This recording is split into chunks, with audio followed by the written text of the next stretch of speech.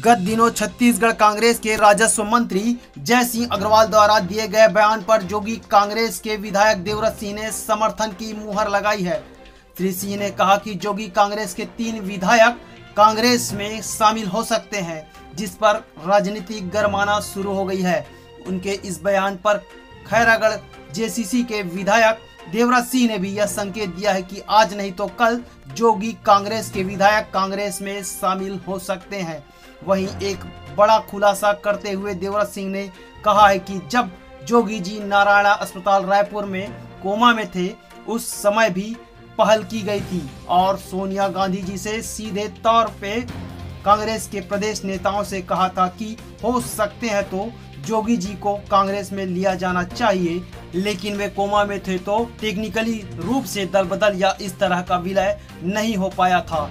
देखें और भी क्या कहा खबर 24/7 से विशेष बातचीत में। नहीं, देखिए, अभी तो ये कवायद हैं, अटकलें हैं, बातें हैं, मीडिया में चीज आती हैं। जय सिंह अग्रवाल जी ने एक बयान दिया। निश्चित रूप से हम लोग कांग्रेस की मानसिकता विचारधारा के लोग हैं। मुझे तो कांग्रेस पार्टी ने बहुत कुछ दिया। मैं 3 बार कांग्रेस से विधायक रहा, अभी 4थी बार मैं योगी कांग्रेस से विधायक बना हूँ। 1 बार सांसद रहा हूँ कांग्रेस पार्टी से, 3 बार मैंने लोकसभा चुनाव लड़ा कांग्रेस पार्टी से, AICC का मेंबर 20 वर्षों तक रहा। प्रदेश युवक कांग्रेस के छत्तीसगढ़ का पहला अध्यक्ष 7 वर्षों तक प्रदेश अध्यक्ष रहा युवक कांग्रेस का। तो कांग्रेस से हमारे परिवार में हमारे दादाजी मंत्री थे राष्ट्रीय सरकार में, और मध्य प्रदेश की सरकार में दादी जी 3 बार मंत्री रही, रानी पद्मावती देवी। चाचा मेरे करीबन 3 बार सांसद रहे, शिवेंद्र माधव सिंह की चाची रही, मंत्री भी रही कांग्रेस से और विधायक भी रही। मेरी माताजी रश्मि देवी सिंह 4 बार कांग्रेस से विधायक रही खैरागढ़ विधानसभा से, और मैं 3 बार विधायक रहा, 4थी बार। तो कांग्रेस पार्टी ने हमको बहुत कुछ दिया है। मतलब अब पिछले समय कुछ परिस्थितियां ऐसी थी कि चुनाव लड़ना था, कांग्रेस से टिकट संभव नहीं था, इसलिए पार्टी से हटके हम लोगों ने जोगी जी का साथ थामा था। किंतु आज अब जोगी जी के निधन के उपरांत ऐसा लगता है कि अब तीसरा विकल्प जो हम पार्टी का बनाने का प्रयास किए थे वो सफल नहीं हो पाएगा। और मुझे लगता है कि अब राष्ट्रीय पार्टियों का दौर है। भारतीय जनता पार्टी, कांग्रेस, ये पार्टियां ही अब भविष्य में राजनीति कर पाएंगी। और मुझे लगता है कि जो जोगी जी की भी मानसिकता थी, रिजल्ट आने के बाद में जोगी जी की भी मानसिकता कांग्रेस के प्रति थी। उनकी कई बार बातचीत कांग्रेस के वरिष्ठ नेताओं से होती रही, मेरे माध्यम से भी हुई, डायरेक्ट उन्होंने बातचीत की। लोकसभा चुनाव में भी इसीलिए हमने कांग्रेस का समर्थन किया था कि नरेंद्र मोदी जी को हमको रोकना था और राहुल जी को प्रधानमंत्री योगी जी भी देखना चाहते थे। तो राहुल गांधी जी को प्रधानमंत्री बनाने के लिए जोगी जी और हम लोगों ने समर्थन भी दिया था कांग्रेस पार्टी को। ये अलग बात है कि एक अलग टाइप का निर्णय आया, अलग टाइप का लोगों ने उसमें जनमत संग्रह किया। यहाँ तक कि कल की घटना है, जय सिंह जी का बयान है। निश्चित रूप से जय सिंह अग्रवाल जी से हम लोगों की बातें होती हैं और पिछले 1 डेढ़ वर्षों में इस बात का प्रयास हुआ है कि कहीं ना कहीं कांग्रेस में हम लोगों को स्थान मिले। और हम लोगों के 4 विधायक हैं, श्रीमती रेणु जोगी जी हैं और धर्मजीत सिंह जी हैं, प्रमोद शर्मा जी हैं और मैं हूँ। रेणु जोगी जी और धर्मजीत सिंह जी उम्र में मेरे से वरिष्ठ हैं।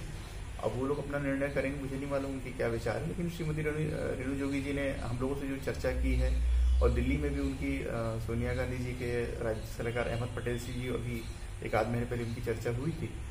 और उनकी भी विचारधारा, रेणु जोगी जी की विचारधारा कांग्रेस से ओतप्रोत है। वो भी ये मानती हैं कि गांधी परिवार, विशेष करके सोनिया जी का अजीत जोगी जी और रेणु जोगी जी के उसमें बड़ा योगदान रहा है।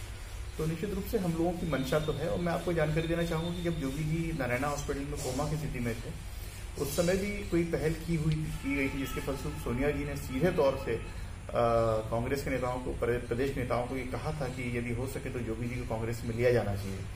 किंतु तब उस समय वो कोमा में थे, तो टेक्निकली रूप से दल बदल या इस तरह का विलय होना संभव नहीं था।